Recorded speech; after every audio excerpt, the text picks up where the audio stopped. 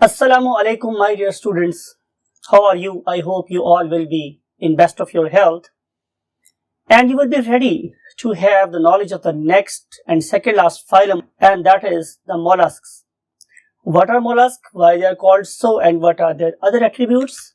To learn all this stuff, let's move to the whiteboard. Yes, my dear zoologists, you know very well we have started phylum mollusca.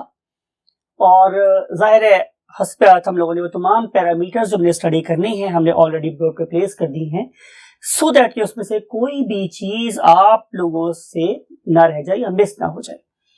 So chapter number 10 lecture number 13 है और हम study कर रहे हैं phylum Mollusca. पहला question में लिखा हुआ है, टर्म लिखी हुई है कॉइन्ड बाय, यानी कि ये जो टर्म थी मोलस्का ये सबसे पहले किसने इस्तेमाल की? तो आंसर इज कि there was a scientist, his name was Johnston. तो इसने सबसे पहले इस टर्म को कॉइन किया था, that is called the mollusk. Now a question arises in our mind कि what is basically the meaning of mollusk? तो answer is soft body. तो whenever we use the term what mollusca, तो इसका मतलब होता है soft body. अब हम अपनी ज़ूलॉजी में सॉफ्ट बॉडी के लिए टर्म और यूज करते हैं विसरा, यानी कि ये ऐसे ऑर्गेनिजम्स हैं कि जिनकी बॉडी कैसी होती है? बहुत ही सॉफ्ट, राइट। जो लोग मेरीन फूड खाते हैं उन्हें इस बात का अंदाजा होगा कि ये वाकई बहुत ज्यादा सॉफ्ट ऑर्गेनिजम्स होते हैं। लेकिन नेचर ने इनको एक और फीचर भी दिया एज डायग्नोस्टिक कैरेक्टर। वो क्या था कि इन पर्टिकुलर सॉफ्ट बॉडीड ऑर्गेनिज्म को प्रोटेक्शन के लिए एक स्केलेटन भी दिया गया। तो इस लिहाज से आप दो डायग्नोस्टिक फीचर यहां पे लिख सकते हो कि number 1 is soft body and other one is skeleton, and that particular skeleton is nothing other than shell.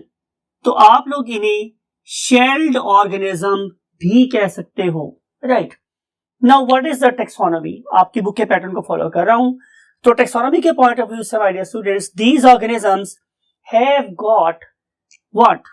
Tremendous diversity and there are approximately 50,000 species. तो ये आप लोगों ने फिगर अपने माइंड में जरूर रखनी है to attempt questions in Lahore board.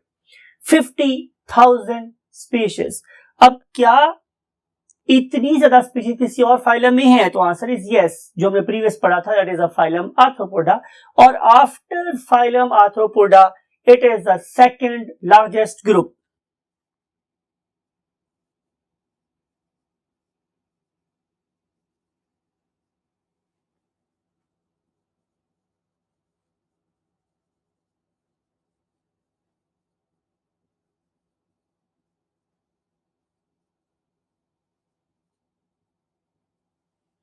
Another important thing is कि आप लोगों की बुक ने हमें ये बात बताई है कि as per your standard of knowledge कि हमारे मोलस्का के अंदर we are going to study the 3 classes. तो ये समझ ले कि हम लोगों ने इसको फाइलम मोलस्का को 3 क्लासेस में डिवाइड कर दिया है।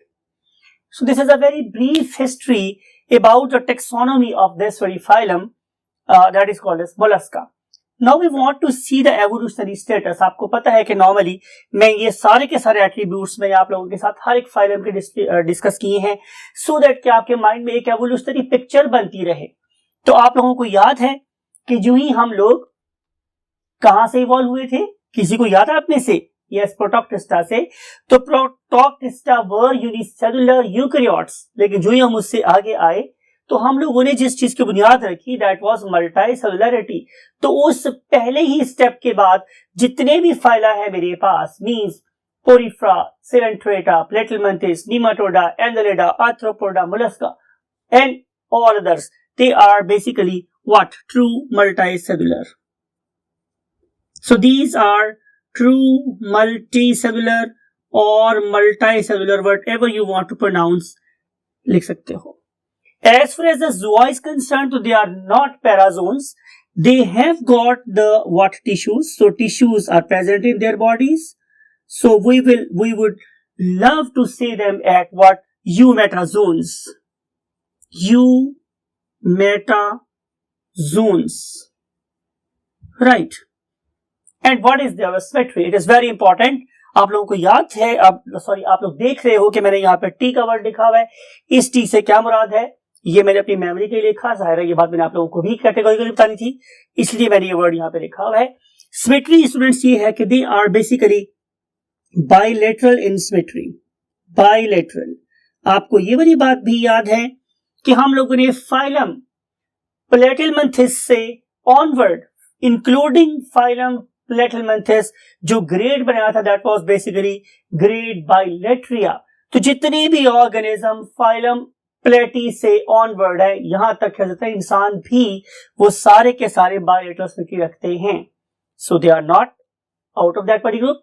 दे are also what bilateral symmetrical. Plus it is important to note कि हमारे पास सेफलोपॉड्स एक ऐसा ग्रुप है कि जिन्होंने during the course of development इस टी के प्रोसेस को ऑपरेट किया. And T is nothing other than the phenomena of rotation of the cells that is called as torsion. तो इस पर्टिकुलर टॉर्शन की वजह से ये वाले ऑर्गेनिजम्स क्या हो गए? ये हो गए students asymmetrical. Otherwise most of the molluscs they are what? Bilateral symmetrical. And now we want to discuss the next concept. And next concept is the coelom. You know very well कि जो ही हम लोग phylum nematode से आगे चले थे तो हमारे पास ट्रू coelom बन गई थी. तो as far as the coelom is concerned, they are basically true coelomates. So these organisms are true coelomates. And if you want to know about the type of their coelom, definitely they are schizocellus. ये क्या होती है बहुत बार discuss हुई आप लोगों के साथ. So just I want to mention and I don't want to discuss it over here.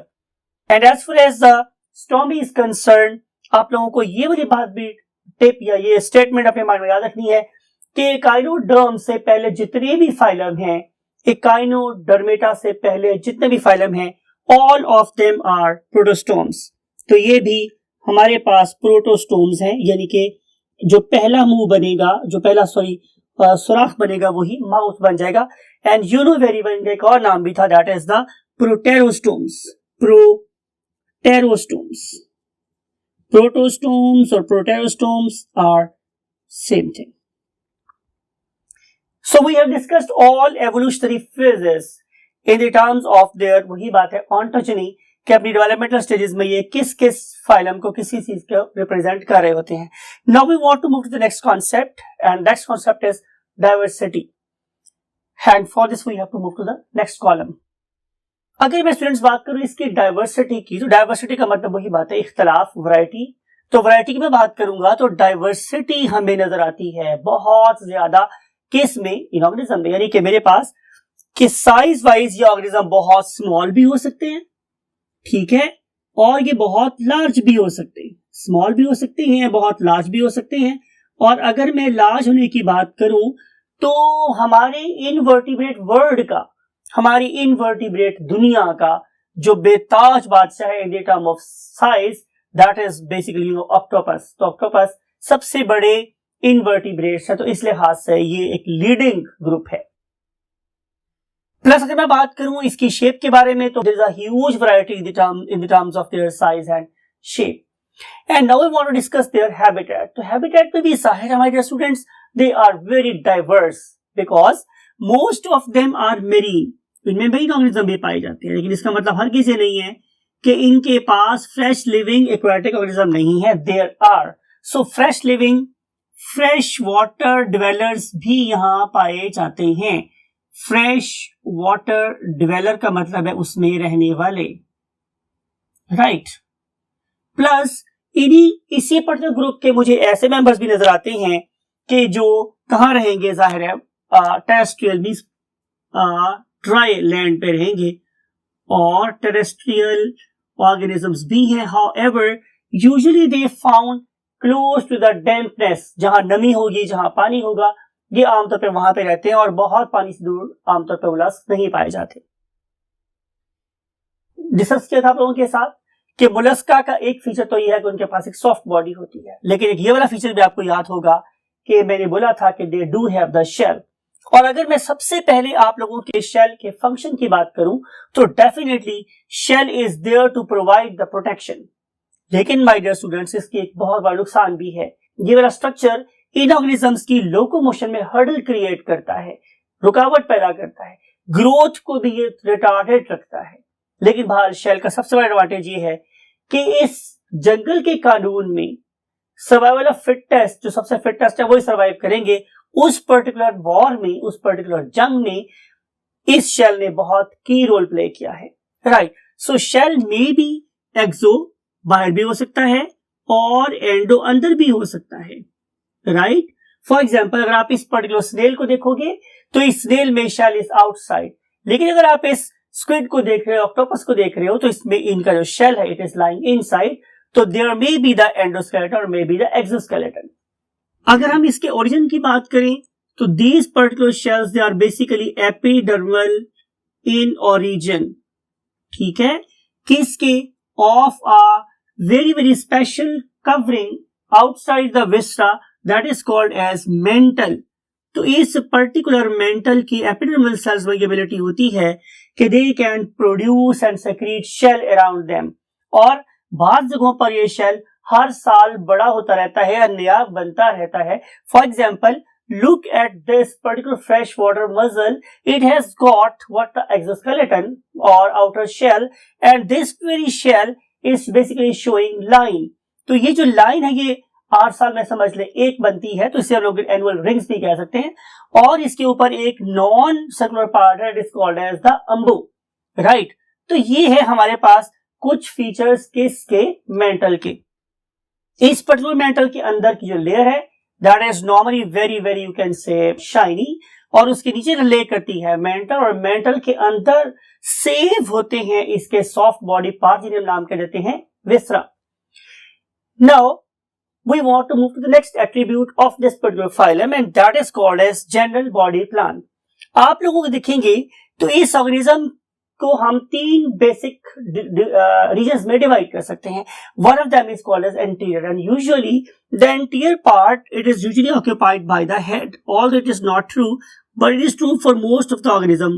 For example, where it is not true, definitely in the terms of freshwater mussel, but it is true for octopus and squids, right?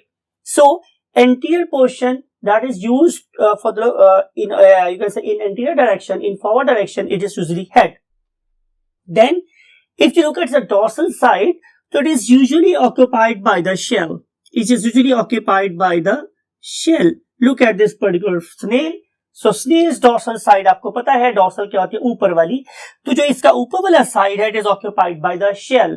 आगे वाली side देखें it is very much occupied by the head, and head is provided with the you can say eye spots and tentacles that is used to have information from the surroundings. Now look at its ventral side, जो नीचे वाली side है तो it is usually occupied by a muscular foot. और आपको पता है कि जब भी हम लोग फुट की बात करेंगे और वो भी जाहिर है that can contract and relax, तो इसके पीछे हमें एक ही लफ्ज़ समझ आती है कि it will be helping in locomotion.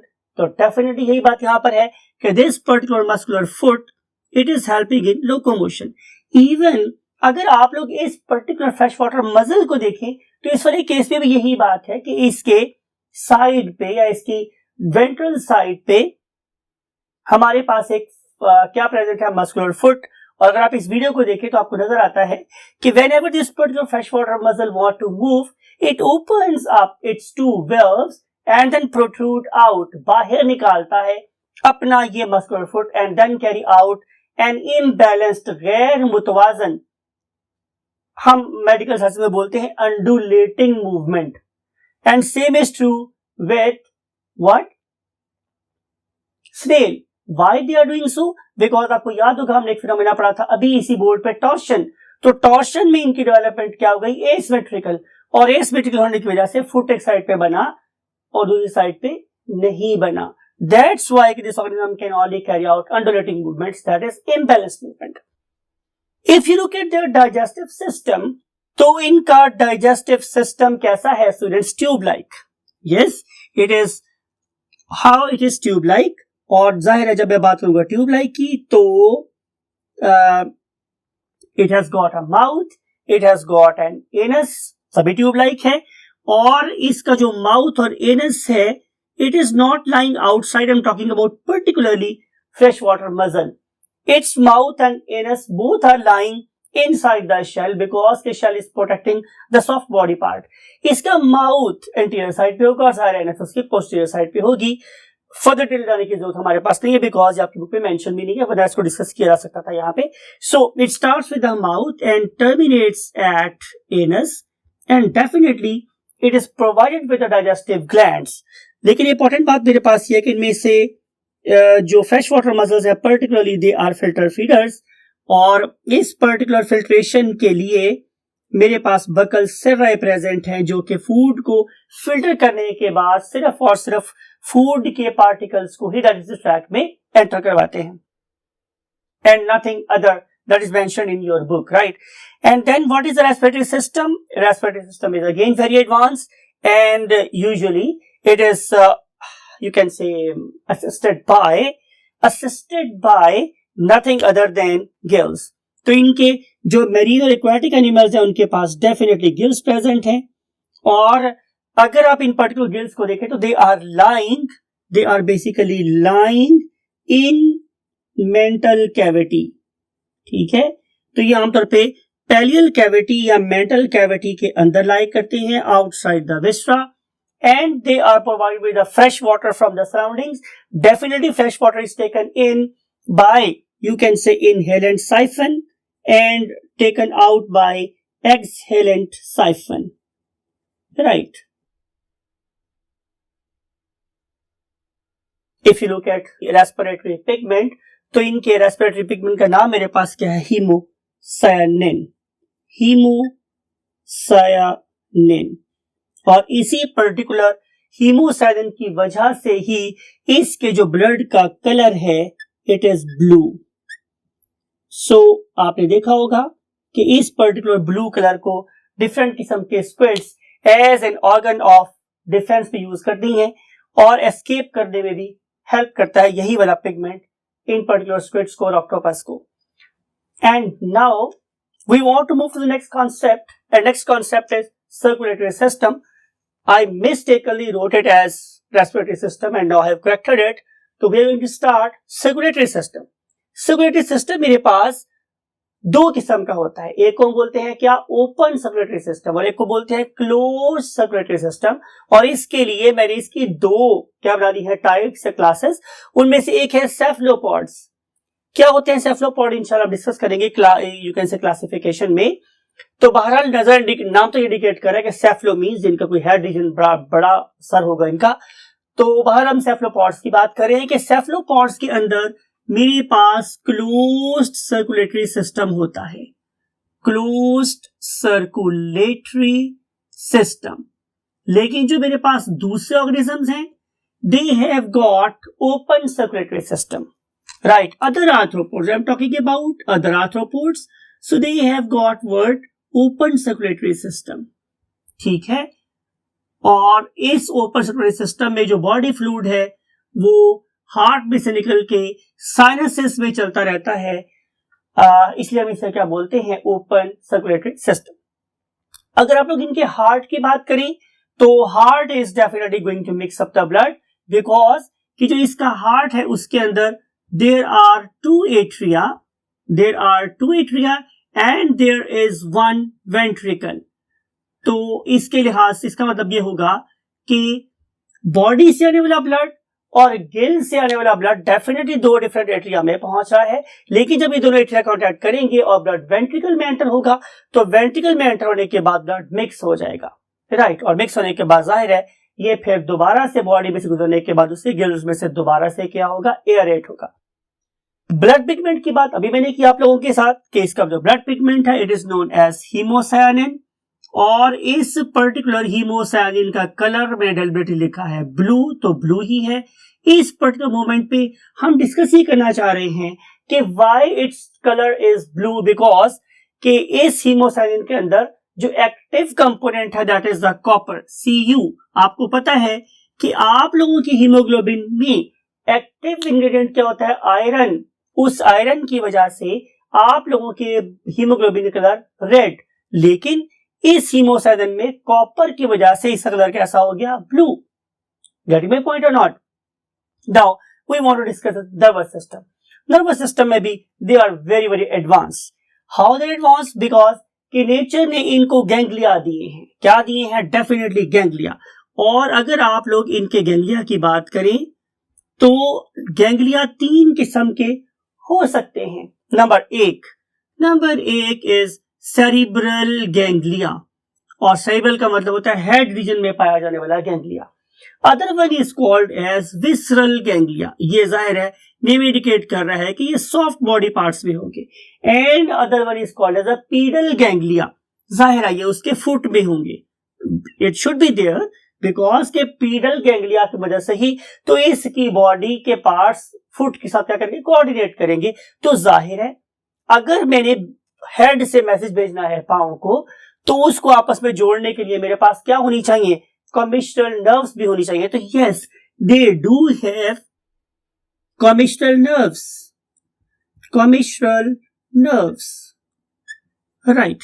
लेकिन आपको ये बात भी नहीं भूलनी चाहिए कि इन ऑर्गेनिज्म के अंदर ही एक ऐसा ऑर्गेनिज्म है जो सबसे बड़ा इनवर्टिब्रेटस है, and that very invertebrate is octopus. तो इस लिहाज से इस ऑक्टोपस को हमारे इनवर्टिब्रेट वर्ल्ड का सबसे बड़ा दिमाग रखने वाला ऑर्गेनिज्म भी कहा जाता है। Now we want to move to the locomotion.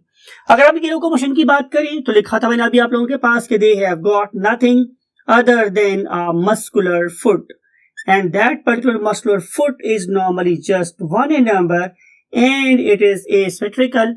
और इस पर्टिकुलर asymmetrical होने की वजह से ही इनकी जो मूवमेंट होती है वो कैसी होती है? इम्बैलेंस्ड। और अगर आपको याद हो तो मैंने टर्म यूज की थी क्या? Undulating movement. अंडुलेटिंग मूवमेंट से शो करते हैं, राइट। इसके अलावा जाहिर है जैसे मैंने पहले बोला बहुत वैरायटी है हमारे पास। इनके बॉडी के मसल्स भी इनको मूव करने में हेल्प कर सकते हैं, और इनके प्रेजेंट जो ओरल आर्म्स है वो भी हेल्प कर सकते हैं इसके लोकोमोशन में। Last but not the least is the excretion. अगर मैं इन पर्टिकुलर ऑर्गेनिजम्स के एक्सक्रीटरी सिस्टम की बात करूं तो it is again very advance. किस सेंस में एडवांस है? कि इनके पास एक स्पेशल एक्सक्रीटरी ऑर्गन प्रेजेंट है, and that very special excretory organs, they are called as what? Metanephridia.